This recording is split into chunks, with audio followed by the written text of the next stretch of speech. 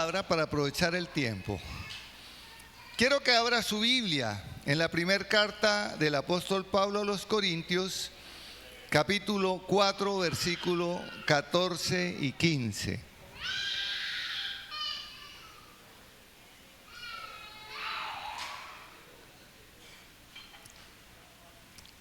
Primera carta del apóstol Pablo a los Corintios 4, 14 y 15. No se preocupe por Mateo, déjelo que llore, que por eso tenemos aquí amplificación, no se vaya a salir por eso. A mí no me molesta que un niño corra, que grite. Usted alcanza a oír porque esto supera un decibel de un... Y esto es de los niños, nosotros trabajamos por las nuevas generaciones. Hoy va a escuchar en la palabra que parte de nuestra tarea es eso, asegurar que la próxima generación ame y sirva a Dios. Bien, 1 Corintios 4, 14 y 15.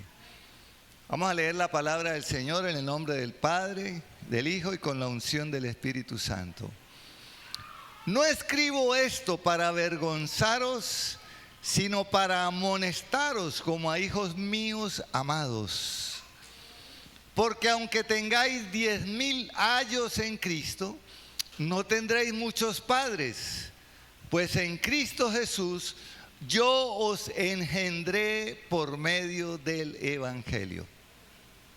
Cierra tus ojitos por un momento y ora conmigo para que el propósito de esta palabra que Dios ha tratado primeramente en mí, también trate contigo en tu corazón. Padre, gracias por tu palabra que es viva y eficaz. Ella es más cortante que toda espada de dos filos, que penetra hasta partir el alma y el espíritu, las coyunturas y los tuétanos, y discierne los pensamientos y las intenciones del corazón. Delante de ella no hay nada creado que no sea expuesto y desnudo, porque delante de ti que estamos. Por eso abrimos nuestro corazón, escudriñalo, Señor. Y si hay allí algo que no te agrada, algo perverso o maligno, sácalo, Señor. Queremos tener un corazón puro y recto delante de ti. Gracias, Padre, por tu palabra. Háblame, diga, háblame, Señor. Diga, háblame, Señor. Dale un aplauso al Señor por la palabra. Gloria al Señor. Bien, el título para los que acostumbran a tomar nota y además queda en el internet grabado, el título es Engendrados en Cristo. ¿Cómo es el título? Engendrados en Cristo. En estos días escuché a alguien hablar de concepción y él confundió concepción con engendramiento, si vale el término. ¿Quién engendra? El hombre. ¿Y quién concibe? La mujer.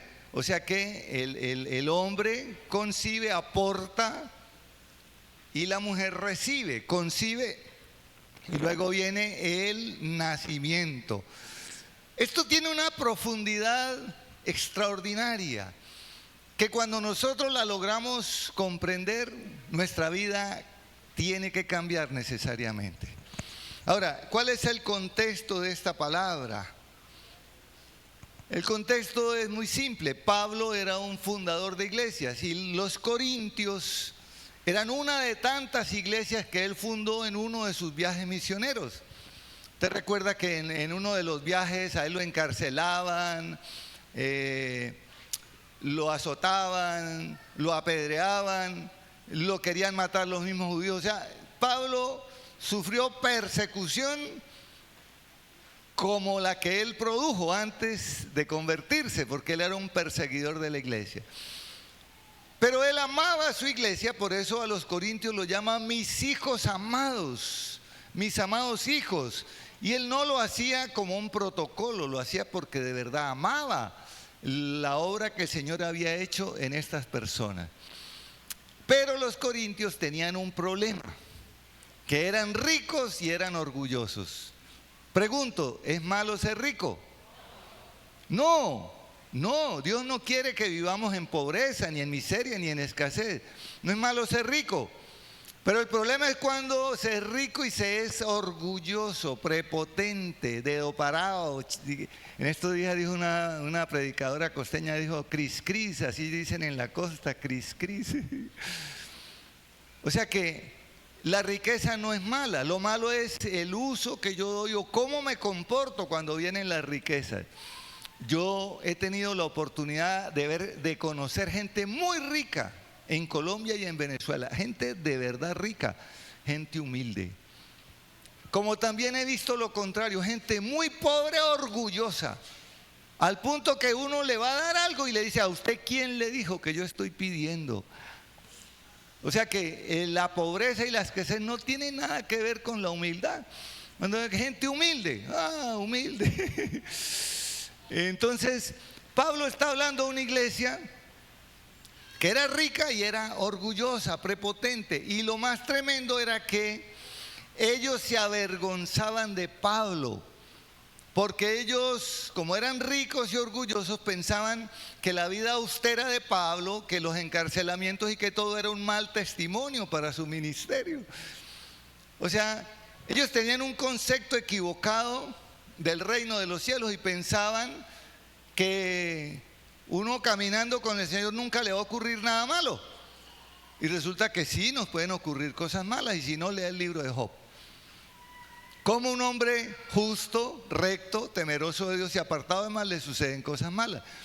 Entonces Pablo envía esa carta y usted mire los dos versículos, 4:14, vuélvalos a colocar y mire las palabras precisas. 4:14 de la primera carta a los Corintios. Dice: no escribo esto para avergonzaros, sino para amonestaros como a hijos amados. O sea, que Pablo, en su preocupación por la iglesia que fundó, pero que estaba malinterpretando las bendiciones de Dios, él los amonesta, pero no lo hace para avergonzarlos. Esto lo que me dice es que un padre espiritual preocupado por sus hijos tiene que corregir. Tiene que corregir. La escritura dice: el padre que ama a su hijo lo corrige desde temprano. No es que lo pare a las 3 de la mañana a darle vara sin razón, no. Un día teníamos aquí un guitarrista y él contaba, David, el flaco David, que él, estudiando en Pamplona, un día el papá lo levantó a correa de la cama. Papá, ¿por qué me pega? Dijo: todos están estudiando y usted todavía durmiendo. Dijo: papá, lo que pasa es que yo ya salí de todas las materias y pasé en limpio, ellos están habilitando. El papá, sin quererlo, lo castigó pensando que se había quedado durmiendo, perezoso. Hoy nos pasó algo curioso en mi familia. Yo soy el que me levanto temprano. Los domingos para mí es un día especial. Los domingos me despierto a las 5, a esa hora está el despertador. Y no me levanto de una vez, sino que comienzo a meditar, a orar allí, y entre volver a pestañear un ratico, volver a orar, así hasta que son más o menos las 6, y a las 6 sí me levanto, ya pongo a hacer el café, a las 6:30 levanto a mi esposa, a mi hijo, y estamos listos para estar aquí antes de las 8. Resulta que hoy pasó como siempre, yo me desperté a las 5 y cuando faltaban 10 para las 6 en mi reloj, yo me levanté, puse a hacer el café, hice mi devocional, mandé un mensaje y cuando me di cuenta faltaban 10 minutos para las 8. Hoy llegué tarde aquí, se me corrió 1 hora el reloj y corrimos, porque corrimos todos en la casa. Y yo siempre me afeito, hoy no tuve tiempo de afeitarme. Ese me corrió el reloj, pero aquí estamos, aquí estamos. Yo he entendido que nunca se da por perdido algo hasta que yo no lo intente. Y además, si yo no vengo, entonces yo hubiera, ¿quién predica? Pues sí, aquí hay muchos pastores y predicadores que pueden hacerlo, pero el problema es la sorpresa que van a llevar. ¿Y por qué el pastor no llegó? Yo siempre soy puntual, los que me conocen saben que soy puntual. Y si yo algún día llego tarde, entienda que algo extraordinario tuvo que haber pasado. Se me corrió 1 hora el reloj. Y cuando yo dije, no, de pronto se le acabó la pila al reloj, dije, pero los relojes se atrasan, no se adelantan. Y miro el celular, efectivamente. Pero aquí estamos, gloria al Señor. Entonces, Pablo, preocupado por sus hijos, los corrige, no para avergonzarlos, sino para exhortarlos que ellos sean mejores hijos. Ahora, cuando él no podía, mandaba a otros, pero siempre la preocupación de Pablo era que ellos estuvieran pastoreados, que estuvieran cuidados. Amén. Pablo usa una palabra que para nosotros no es muy común y utiliza la palabra ayos. Dice, aunque tengan 10,000 ayos, eso es una exageración, 10,000 ayos. ¿Qué es un ayo? Un maestro. Ah, usted estuvo en el culto anterior. Sí, un cuidador. O sea, los padres, el papá engendra, la madre concibe y luego está el niño. Pero cuando ya tiene cierta edad, que el niño es destetado, que ya no depende de la leche materna, se puede dar al cuidado de un maestro, de una nodriza, un ayo. O sea que hace parte del crecimiento que una persona que pueda pagar un cuidador, pues lo haga. Pero Pablo está diciendo, aunque tengan 10,000 cuidadores, 10,000 maestros, el papá siempre voy a ser yo. O sea que la paternidad, ella no se pierde. Y Pablo les está diciendo, van a tener 10,000 ayos, pero padre espiritual pocos, y ese soy yo. Dice, porque yo los engendré en Cristo por el Evangelio. Déjeme llamarle la atención de este pedacito porque es prácticamente el corazón de esta enseñanza. Pablo está diciendo, yo como padre espiritual deposité la semilla, deposité el espermatozoide celestial en sus vientres espirituales para que fuera concebido Cristo. O sea, Cristo tiene que ser engendrado dentro del vientre espiritual de cada persona. Eso es lo que está diciendo Pablo, eso no ha cambiado y ahora vamos a ver que la fórmula siempre ha sido la misma, siempre ha sido la misma y que Satanás, sabiendo esto, quiere usurpar la paternidad espiritual. Un ejemplo, en el Edén, Adán y Eva tenían intimidad con Dios. Dios venía todos los días, los saludaba. Imagínense, Dios viniendo, como usted se lo imagine, y saludando a Adán y a Eva. Y ellos saludándolo. Hasta que un día viene Dios y no los encuentra, no los ve. Aunque Él sabe dónde estaban escondidos. ¿Por qué? Por vergüenza, porque se sentían desnudos, porque habían oído la voz del enemigo que los incitó a desobedecer a Dios. O sea, en el momento en que Adán y Eva dejaron de oír a Dios y de obedecerlo, entró otra semilla, otro ADN en su corazón, entró el pecado, entró la desobediencia y ahora la paternidad ya no era la de Dios, sino era la del enemigo. Así de sencillo. Si mi papá no es Dios, si mi padre espiritual no es Dios, y si lo que yo estoy embarazado espiritualmente no es Cristo, entonces ¿quién es? Porque en el mundo espiritual no hay tibieza, no hay términos medios, o se es blanco o se es negro. Y ahora vamos a ver que la preocupación de Pablo era esa, que ellos no se contaminaran con absolutamente nada, porque la semilla que se había sembrado era una semilla genuina. Se había sembrado a Cristo en el corazón, en el vientre espiritual de los corintios, y él no quería que ellos lo cambiaran. ¿Por qué? El orgullo que ellos estaban mostrando al avergonzarse de él, ese orgullo, ¿de quién viene? Del enemigo. Usted recuerda cómo fue desalojado del cielo Luzbel. Dice que se halló maldad en su corazón. Quiso colocar el trono de él, siendo un querubín, por encima del trono de Dios. Imagínense, una criatura queriendo ser mayor que Dios. Y no hay mayor diferencia entre las filosofías humanas que quieren colocar el humanismo por encima de Dios. O sea, no ha cambiado la fórmula del enemigo, es cambiar la paternidad, y al cambiarse la paternidad se cambia el ADN. Y cuando yo voy a hablar, hablo desde lo que tengo adentro, porque Jesús dijo: de la abundancia del corazón habla la boca. Entonces, nodrizas, ayos, maestros puede haber muchos, pero padres espirituales solo uno. Y para que nosotros podamos ser llamados hijos de Dios, nuestra semilla sembrada en nuestro vientre espiritual tiene que ser Cristo. Mire cómo funcionó en la concepción divina, cuando Jesús fue concebido. Lucas 1:35, ¿qué dice Lucas 1:35? Y mire que no ha cambiado la fórmula. Respondiendo el ángel le dijo: el Espíritu Santo vendrá sobre ti, y el poder del Altísimo te cubrirá con su sombra, por lo cual también el santo ser que nacerá será llamado ¿cómo? No ha cambiado la fórmula.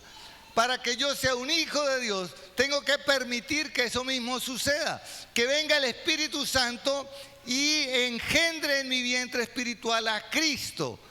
Pablo dice que Cristo fue engendrado en ellos, que Él fue quien lo engendró por el Evangelio. ¿Y qué es el Evangelio? La palabra de Dios. O sea que no ha cambiado la fórmula sigue siendo la misma. Para yo ser un hijo de Dios, tengo que haber sido engendrado con el ADN correcto. Y es el Espíritu Santo de Dios el que se encarga de hacer que la palabra sembrada en mí dé el fruto. ¿Cuántos dicen amén? Ahora, como es la palabra la que tiene el poder para hacer que ella germine dentro y luego el resultado sea hijo de Dios, Jesús lo explicó también en la parábola del sembrador, pero que para muchos puede pasar inadvertido. Mire lo que dice Mateo 13, 18 al 23. Mateo 13, 18. Dice: oíd pues vosotros la parábola del sembrador. Cuando alguno oye la palabra del reino y no la entiende, viene el malo y arrebata lo que fue sembrado en su corazón. Este es el que fue sembrado junto al camino. Y el que fue sembrado en pedregales, este es el que oye la palabra y al momento la recibe con gozo, pero no tiene raíz en sí, sino que es de corta duración, pues al venir la aflicción o la persecución por causa de la palabra, luego tropieza. Y el que fue sembrado entre espinos, este es el que oye la palabra, pero el afán de este siglo y el engaño de las riquezas, ¿qué es lo que hacen? Ahogan la palabra y se hace infructuosa. Fíjese, todo gira alrededor de la palabra. Y el 23, el versículo 23. Y el que fue, dice, más el que fue sembrado en buena tierra, este es el que oye y entiende la palabra y da fruto y produce a 100, a 60 y a 30 por uno. Mire, no ha cambiado. Lo que hace que en nuestro corazón se genere Cristo, se engendre Cristo, es la palabra. Y yo no puedo menospreciar la palabra, no me puedo distraer. Porque fíjese, la semejanza de la semilla que cayó junto al camino es el que no la entiende. Usted conoce personas que no entienden la palabra. Conozco muchas, es que yo la leo y no entiendo. ¿Sabe por qué? Porque el enemigo la palabra se la arrebata antes de que su entendimiento la capte. Y la palabra es espiritual, no solamente la puedo recibir en mi intelecto, sino en mi espíritu. Dice que no oyen la palabra, no la entienden. El que cae en pedregales alcanza medio a profundizar la raíz, pero las piedras no la dejan crecer. Preocupaciones, persecución. Muchas personas comienzan su vida cristiana, pero al ser burlados por sus familiares, que el hermano cocó, que la hermana no sé qué, que ya va el santurrón, la santurrona. Esa presión logra hacer que la persona retroceda. Jesús dijo, no se deje robar la palabra, porque va a venir aflicción, va a venir, pero si usted resiste, la palabra no se la van a quitar, porque la palabra sembrada en el corazón es lo que hace que Cristo sea engendrado en nuestras vidas y podamos ser llamados hijos de Dios. Fíjese, entre espinos, la semilla que cae entre espinos dice que ella crece, que profundiza la raíz, pero los espinos crecen más que ella y ahogan la palabra. Es decir, cuando usted tiene prioridades por encima de las cosas del reino de Dios, entonces cualquier cosa lo distrae. Recuerda aquel rey que su hijo se iba a casar y mandó invitación a los nobles. No, es que acabé de comprar 5 juntas de bueyes y tengo que ir a probarlas. El otro, no, acabo de comprar un terreno y voy a estrenarlo. Me acabo de casar, no puedo ir, discúlpeme. Es lo mismo. Los afanes del mundo, las distracciones de las riquezas pueden ahogar el fruto y la palabra se hace infructuosa. ¿Por qué yo necesito comprender la profundidad de esto? Porque si la palabra no profundiza en mí y doy fruto, en vano me puedo congregar 20, 30 años en una iglesia, en una religión, pero el día que me presente allá puedo llevarme una sorpresa grande. Porque los hijos de Dios son los que heredan el reino de los cielos. Y solo los hijos donde Cristo haya sido engendrado en sus corazones. Amén. Entonces, para que Cristo sea engendrado en una persona en el vientre espiritual, tiene que haber un nacimiento espiritual. Estas son lecciones que se dan a los que se van a bautizar, nacimiento espiritual. Jesús le dijo a Nicodemo en Juan 3:3, mire lo que Jesús le dijo a un hombre que era parte del Sanedrín, era un doctor de la ley, un hombre que interpretaba las escrituras. Y mire el diálogo que tuvo con Jesús, Juan 3:3. Respondiendo Jesús le dijo, de cierto te digo que el que no naciere de nuevo no puede ver el reino de Dios. Esto le vuela la cabeza a una persona religiosa, intelectual, que todo lo quiere racionalizar. Porque Nicodemo dijo, pero maestro, hemos sabido que viene de parte de Dios porque las cosas que hace no las puede hacer todo el mundo. O sea, él reconocía la autoridad que había en Jesús, siendo más joven que él, porque para ser parte del Sanedrín tenía que tener cierta edad. Iba de noche a buscar a Jesús, le daba vergüenza buscarlo de día. Entonces Jesús le dice, Nicodemo, no es como tú piensas. No es que te vas a volver a meter dentro del vientre de tu mamita que ya está vieja, si aún vivía, para volver a nacer. Porque las cosas espirituales solo las entendemos y discernimos espiritualmente. Luego le suelta una mayor a Nicodemo en el versículo 5 y 6, Juan 3, 5 y 6. De cierto te digo que el que no naciere de agua y del Espíritu no puede entrar en el reino de Dios. Lo que es nacido de la carne, carne es, y lo que es nacido del Espíritu, Espíritu es. Mire, el mismo mensaje. Jesús le está hablando a Nicodemo una verdad que usted y yo tenemos que comprender a cabalidad. No es una concepción física, no es una paternidad física, es espiritual. Lo que es nacido de carne, carne es. No podemos negar el ADN que tenemos con nuestros padres y nuestros hermanos. Pero hay un ADN espiritual que no cambia.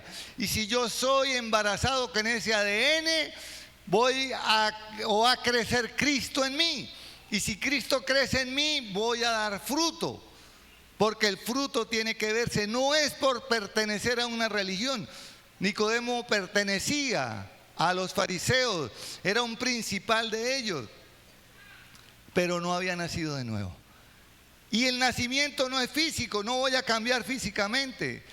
Días pasados, teniendo con los ministros de alabanza una enseñanza parecida, el que es calvo sigue siendo calvo, y ahí se reían porque está Giancarlo. ¿Que narizón sigue siendo narizón? No, somos lo mismo, pero es interno, espiritual, que es lo que Dios ve, y los demonios también.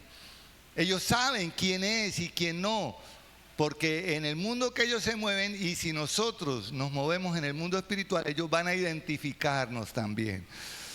Otro texto aclaratorio, Juan 1, 12 y 13, que habla de lo mismo, de la paternidad espiritual con la cual nosotros tenemos que caminar mientras caminamos en esta tierra. Juan 1, 12 y 13. Usted lo conoce. Mas a todos los que le recibieron, a los que creen en su nombre, les dio ¿qué? Potestad de ser hechos hijos de Dios, los cuales no son engendrados de sangre, ni de voluntad de carne, ni de voluntad de varón, sino sencillo. Los hijos de Dios somos engendrados de Dios por el Espíritu Santo, por la palabra que se nos ha sembrado. ¿Cuántos le dan un aplauso al Señor por esto?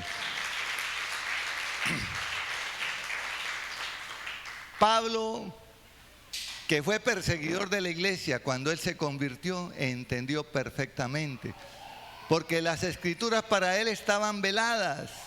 La religiosidad vela, nos hace ver una manera diferente, pero cuando Cristo se nos revela, vemos de manera diferente y actuamos de manera diferente y damos fructificación. En Filemón 1:10, me encanta este texto por una razón. Filemón 1:10, ¿qué dice? Filemón 1:10, te ruego por mi hijo Onésimo, y qué nombre tan lindo, a quien engendré en mis prisiones. Fíjese, Pablo era un engendrador de Cristo en las personas. ¿Dónde estaba Pablo? Por eso era que los corintios se avergonzaban de él, porque como un apóstol está encarcelado. Ellos se avergonzaban porque Pablo pasaba necesidad, y para ellos en su concepción el evangelio, uno nunca pasa necesidad. Entonces se avergonzaban y Pablo tenía que amonestarlos. Mire lo que hizo Pablo. ¿Estaba dónde? En la cárcel. ¿Y qué hizo en la cárcel? Quejarse, escribir cartas a todas las iglesias. No puedo ir, pero mando a fulano, mando a sutano.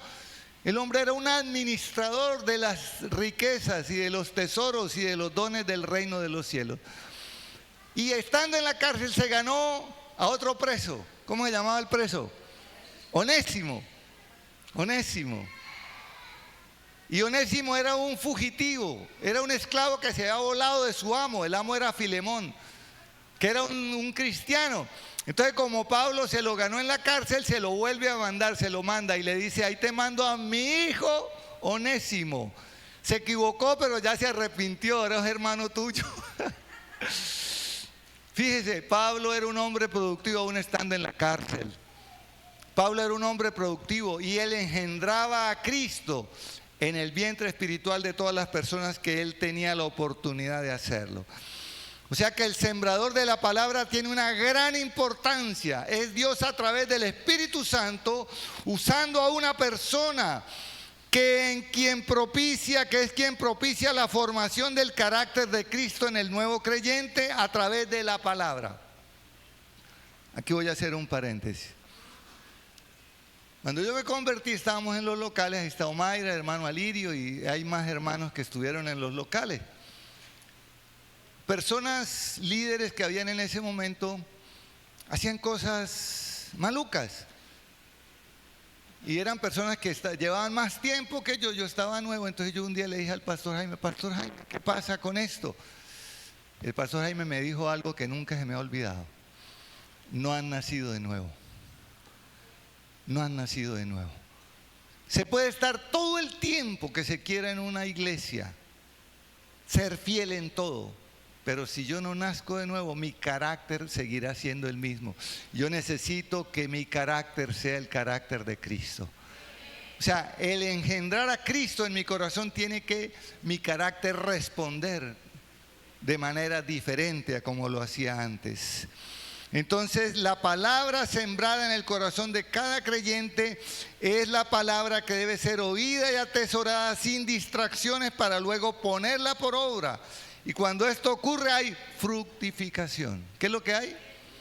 Fructificación. ¿Y cómo es el porcentaje de la fructificación? ¿O cómo es la cantidad? 100 por 1, 60 por 1 y 30 por 1. Es decir, que el más improductivo en el reino de los cielos produce 30 por una sola cosa que siembre. Una sola cosa se le siembra y él da 30. El menos productivo y el más productivo, 100 por 1.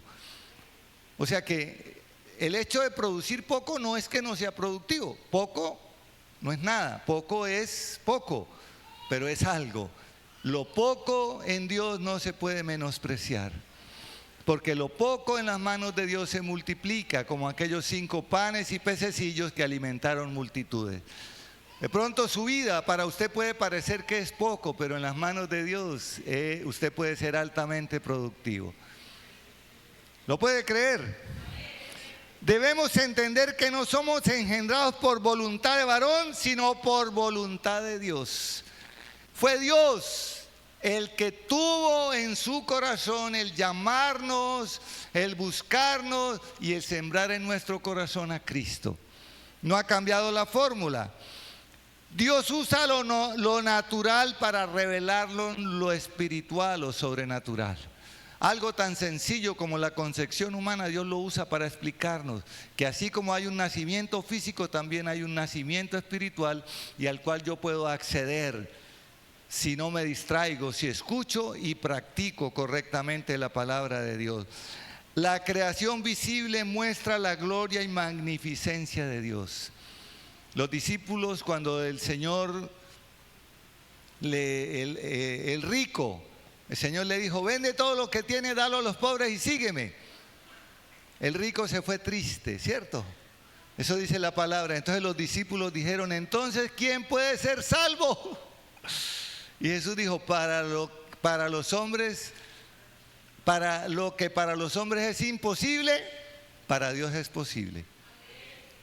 ¿Tiene algún problema Dios en salvar a la humanidad? No, Dios quiere que todos nos salvemos.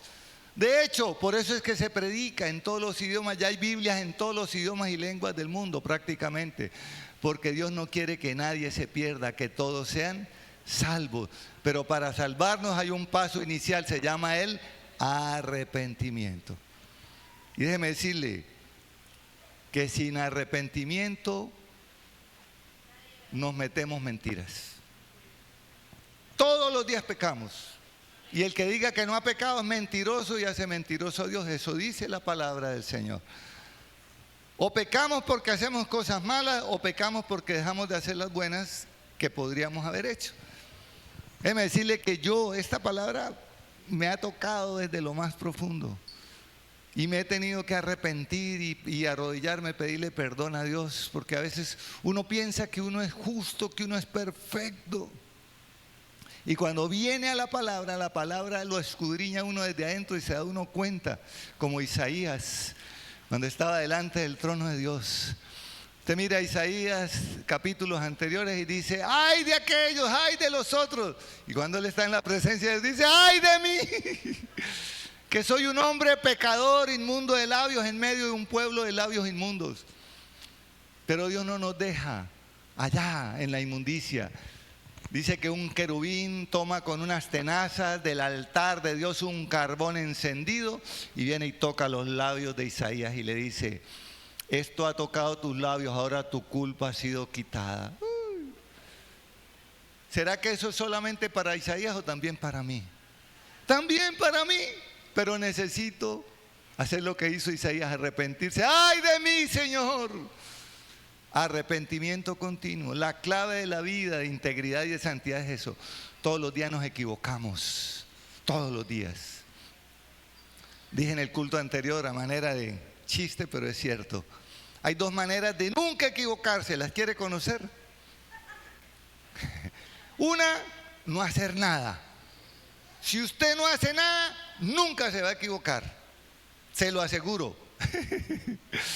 El que no hace nada no se equivoca. Y la segunda forma de no equivocarme o equivocarme menos es depender del Espíritu Santo para cada decisión que tenga que tomar. ser guiado por el Espíritu Santo. Yo siempre tengo la opción. ¿Y por qué me equivoco? Porque a veces me confío. Pienso que mi sabiduría, no, ya no necesito consultar esto a Dios, ¿para qué voy a molestar al Señor por esto tan sencillo? Señor no le importa que lo importune, Él no duerme, Él trabaja todo el tiempo. Jesús dijo, mi Padre trabaja y yo también trabajo hasta el día de hoy. O sea que no hay tiempo en el que yo no pueda consultar a Dios. Si me equivoco es porque dejé de consultarlo. Y aún equivocándome, dice la Escritura, y a los que aman a Dios, todas las cosas les ayudan a bien, conforme al propósito con el cual fuimos creados. Diga, somos espirituales. Somos guiados por el Espíritu Santo, aunque estamos contenidos en un cuerpo de carne.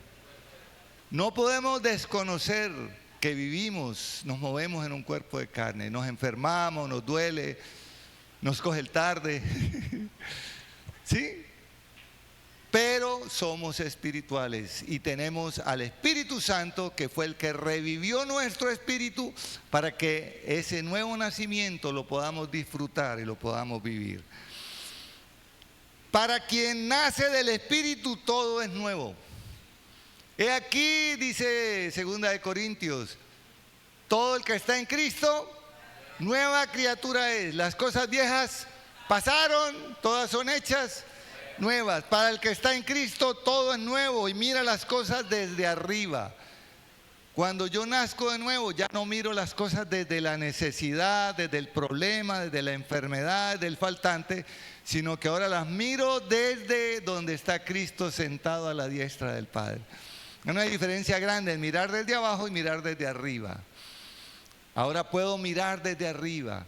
El Señor dijo, en el mundo tendréis aflicción, pero confíen, yo ya he vencido. Ahora cabe una pregunta. ¿Desde dónde peleo mis batallas? ¿Y desde dónde miro las circunstancias? Porque las equivocaciones que hemos tenido han sido porque o no hemos consultado a Dios, nos hemos apresurado, o sencillamente estamos mirando desde la plataforma terrenal sabiendo que tenemos una opción superior. Como hijos de Dios, nacidos del Espíritu, engendrados con Cristo en nuestro corazón por la palabra. La palabra tiene un poder transformador increíble que yo no puedo menospreciar. Los dones vienen de parte de Dios para complementar a la iglesia, para que la iglesia crezca, pero la palabra nunca pasará. Cielos y tierra pasarán, dijo el Señor, mas mis palabras nunca pasarán.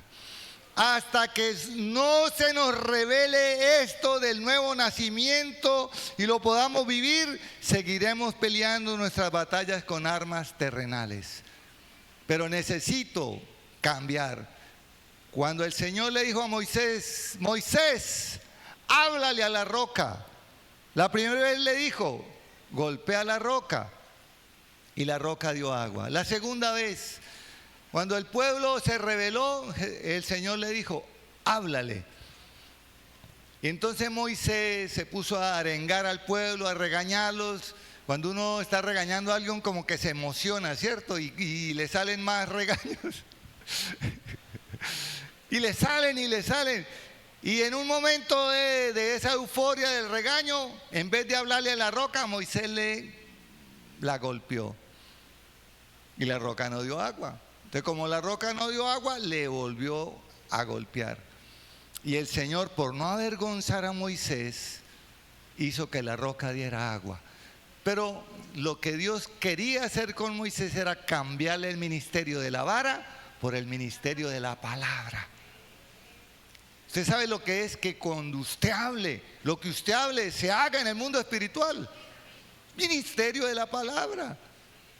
Y se comienza por cosas pequeñas, por creer que Dios puede hacer que yo pueda enganchar un alambre que se quedó adentro del tubo. Cosa increíble, imposible, pero para Dios no hay nada imposible. No tenga temor de orar, no tenga temor de declarar, porque el ministerio de la palabra está en usted y está en mí, porque Cristo fue engendrado dentro de nuestros corazones. ¿Cuántos le dan un aplauso a Dios? Somos engendrados de Dios y del Evangelio, nacidos de nuevo como nuevas criaturas. Como hijos de Dios veremos y enfrentaremos las circunstancias desde el punto de vista de la fe. Desde el punto de vista de la fe. Ahora hablemos del ayo.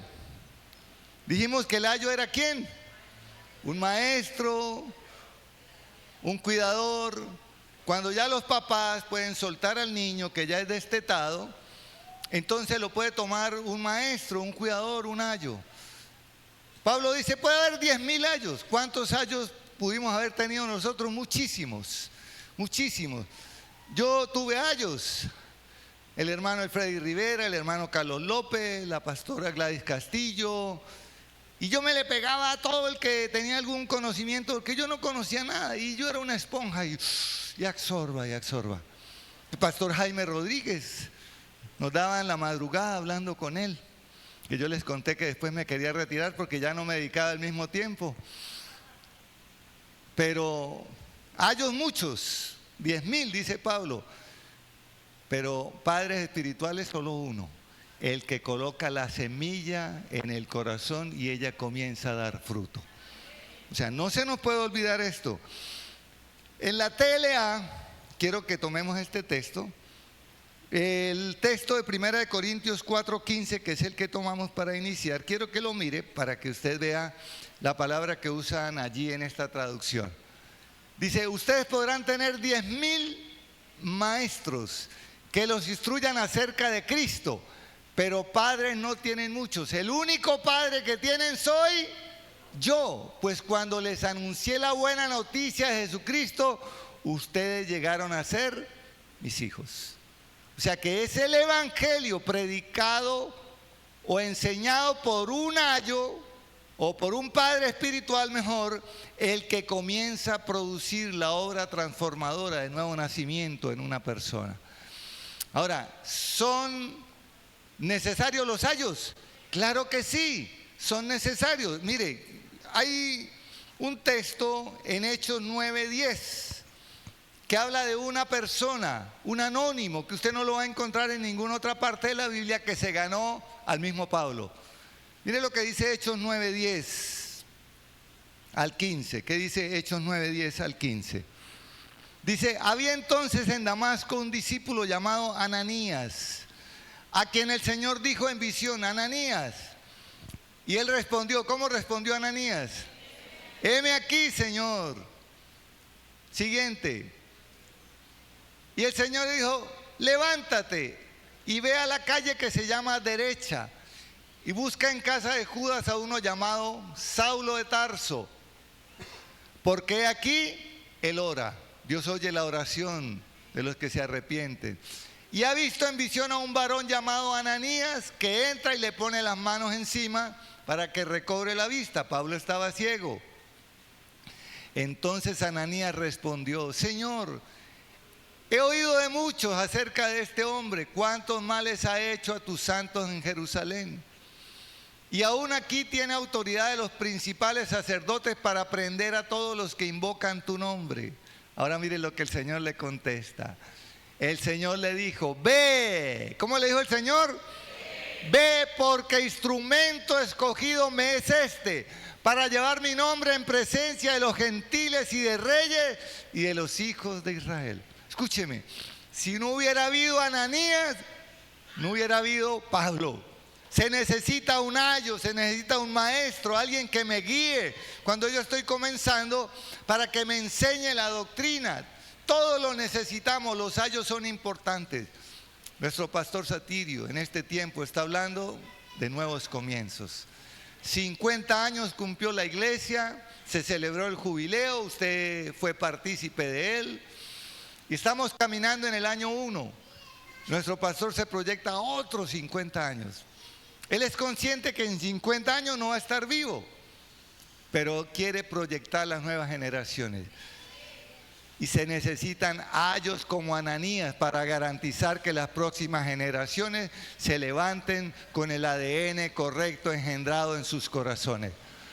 Porque Ananías, aunque él dudó, dijo, Señor, pero este hombre fue malo, es malo. Nos persiguió, nos metió a la cárcel, nos azotó. Pero cuando alguien es instrumento de Dios puede haber sido todo lo malo que hubiera querido ser, pero en las manos de Dios es diferente. Pablo nació de nuevo y como nueva criatura él engendró el mismo carácter de Cristo. En Onésimo lo engendró en los Corintios y lo engendró en nosotros. Cuando usted lee las cartas de Pablo, usted está recibiendo el ADN correcto para que Cristo siga creciendo en su corazón.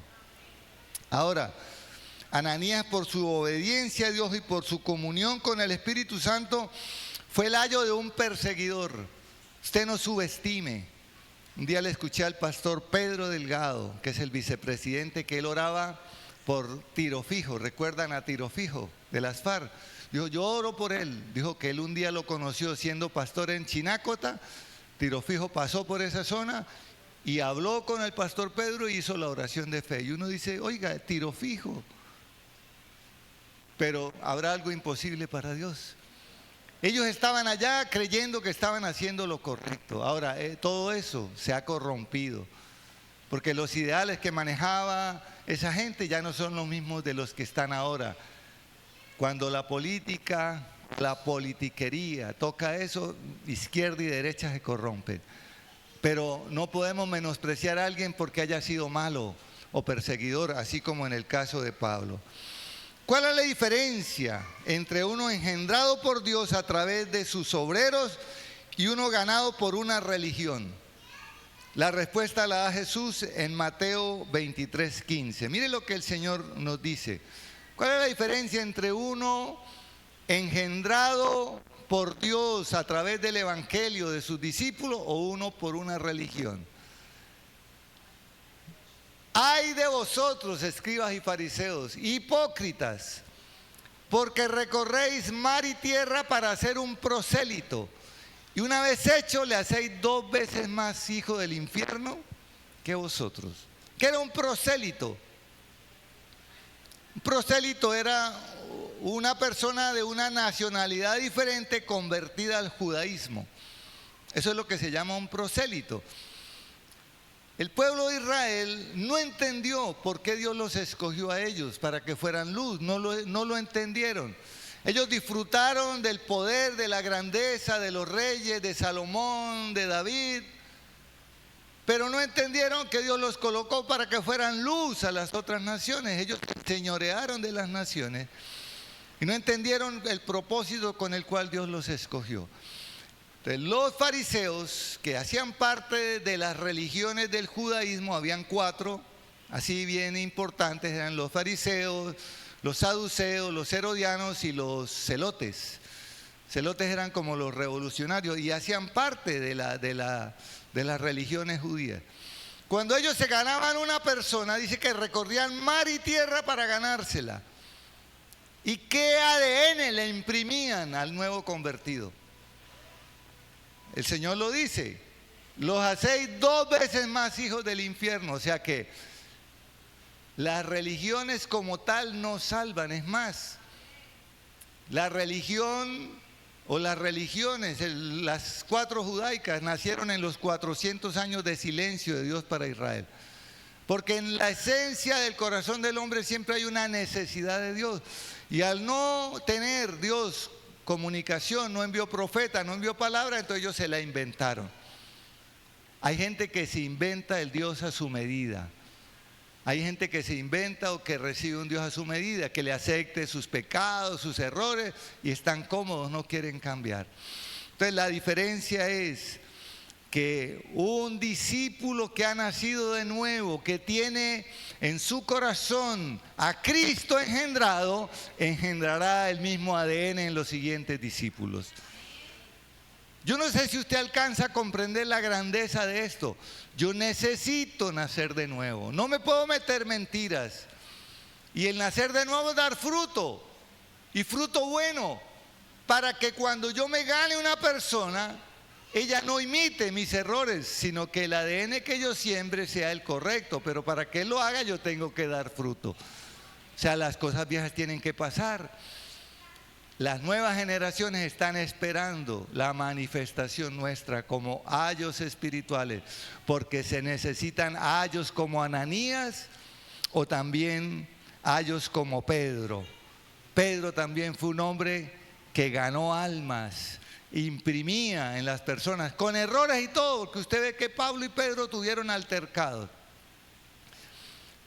Pedro, que fue de los discípulos del Señor, cuando estaba lejos, donde no lo veían, hacía cosas que la misma iglesia de Jerusalén censuraba por agradarse con las personas. Y déjeme decirle algo, usted no necesita agradar a las personas, usted necesita agradar a Dios. Y si yo agrado a Dios, Dios me dará la gracia para que las personas que son de Dios me reciban. Pero las que no son de Dios no nos van a oír. Y vamos a tener que discernir para no desgastarnos en personas que no nos van a oír, o nos van a tener entretenidos, o nos van a distraer, cuando hay personas esperando que nosotros les engendremos a Cristo en sus corazones para que ellas den el fruto que deben dar. Mire lo que dice Efesios 1:3, que es una carta de Pablo también a los Efesios, al 6, Efesios 1:3. Bendito sea el Dios y Padre de nuestro Señor Jesucristo, que nos bendijo con toda bendición espiritual en los lugares celestiales en Cristo, según nos escogió en Él antes de la fundación del mundo, para que fuésemos santos y sin mancha delante de Él, en amor, habiéndonos predestinado para ser adoptados hijos suyos por medio de Jesucristo, según el puro afecto de su voluntad. El mismo mensaje es impregnar el carácter de Cristo en el corazón del nuevo, para que Cristo crezca y dé el fruto que tiene que dar.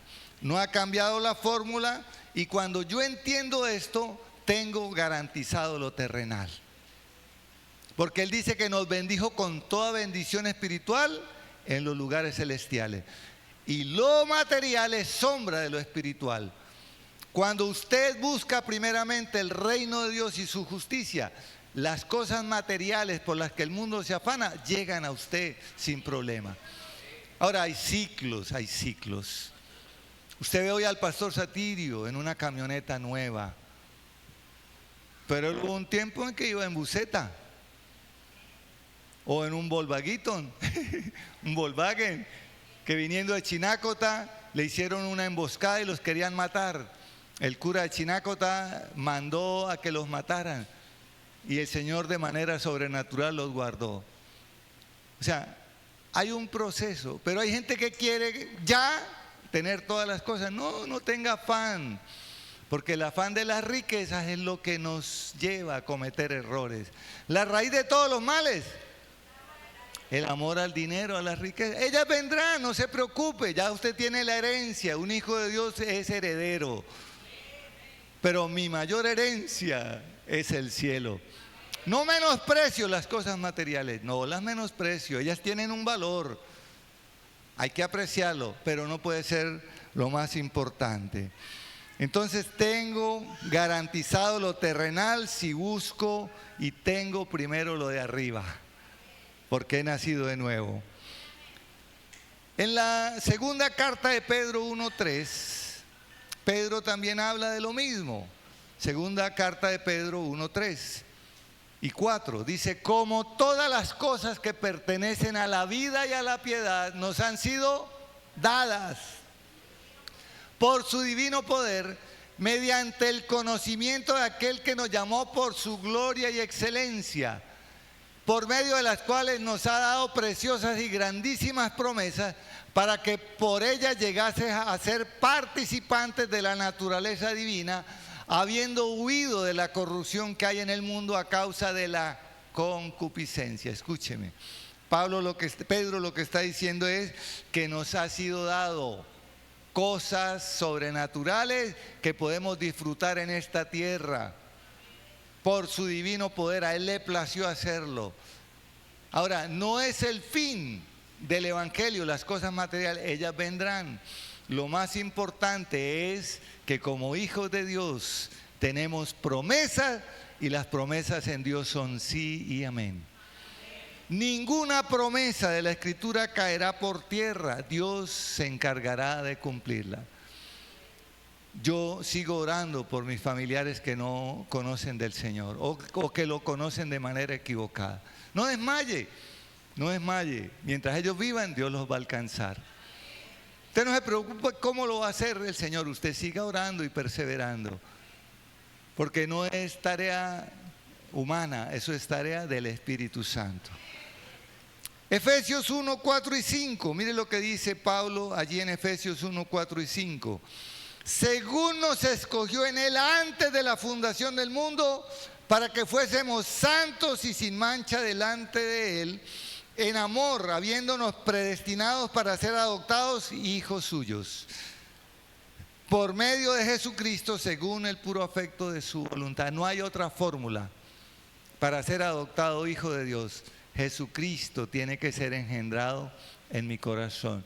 Tengo que entender que el nuevo nacimiento no es una opción, es una prioridad y una necesidad. Y que me puedo engañar viviendo en una religión y tener una sorpresa cuando esté arriba. En 1 Corintios 2:9 dice, antes bien, como está escrito, cosas que ojo no vio, ni oído yo, ni han subido al corazón del hombre, son las que Dios ha preparado ¿para quiénes? Para los que le aman. Pero Dios nos las reveló a nosotros por el Espíritu, porque el Espíritu todo lo escudriña, aún lo profundo de Dios. Con este texto termino y voy a desglosárselo rápidamente. Jesús dijo, conviene que yo me vaya, así mi Padre enviará el otro Consolador, que estará con ustedes todos los días hasta el fin del mundo. Si yo he nacido de nuevo, Jesucristo ha sido engendrado en mi corazón, ahora Dios me promete que el Espíritu Santo me va a enseñar y me va a guiar para que yo pueda engendrar en las nuevas generaciones ese mismo Cristo que fue engendrado en el mío. La mayor tragedia que puede haber para un pueblo, una nación, una familia, es que sus hijos no conozcan de Dios. La mayor victoria y el mayor éxito es que mis hijos sigan a Dios y lo amen y lo sirvan. Y esa es la tarea de la iglesia. Y aquí dice que cosas que ojo no vio, cosas que no han subido al corazón del hombre, que ni siquiera se las ha imaginado, son las que Dios tiene preparado para los que le aman. O sea, Dios ya nos está garantizando, nos está asegurando de antemano que vamos a tener éxito con las nuevas generaciones. Nuestros hijos no serán del mundo ni del diablo, nuestros hijos son de Dios. Ellos tienen herencia de bendición. Dios nos revelará la próxima jugada de nuestra paternidad espiritual. No se perderán nuestros hijos, ellos van a llegar más lejos que nosotros. ¿Sabe por qué? Porque ellos parten desde nuestros lomos, desde nuestros hombros, parten más alto, desde nuestras rodillas ellos parten. ¿Usted lo puede creer? Colóquese en pie, por favor, colóquese en pie.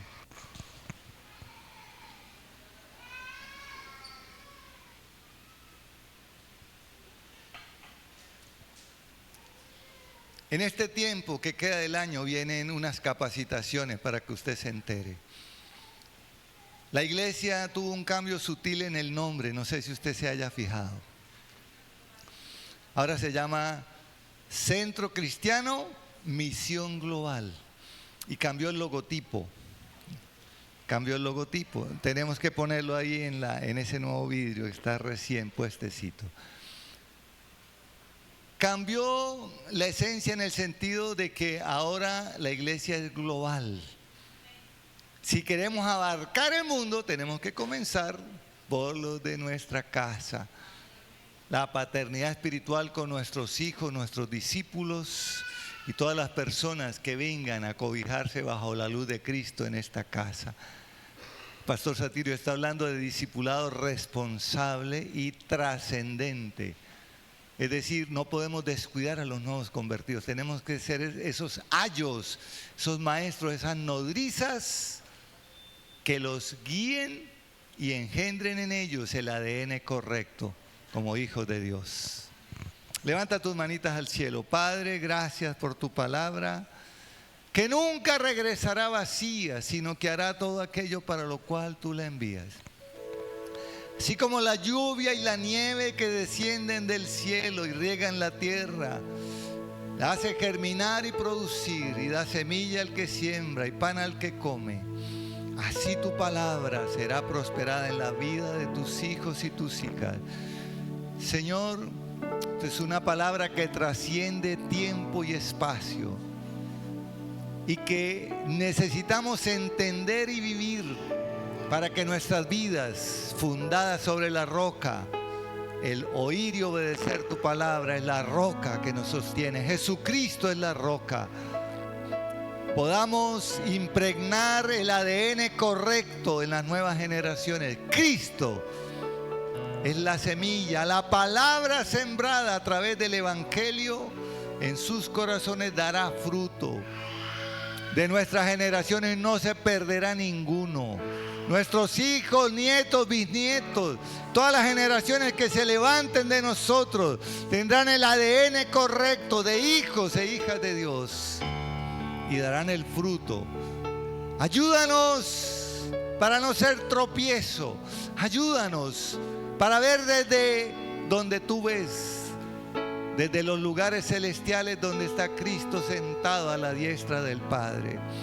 Señor, y si en nosotros todavía hay algo que necesite ser cambiado, que vivimos engañados, pensando que somos santos y buenos, pero aún hacemos cosas que a ti te desagradan, muéstranoslas por tu Espíritu Santo, que así como en María, la sombra del Altísimo engendró a Cristo, así en nosotros se ha engendrado Cristo y Él crezca hasta la plenitud, que todos alcancemos la estatura de la plenitud de Cristo, para gloria y alabanza de tu nombre.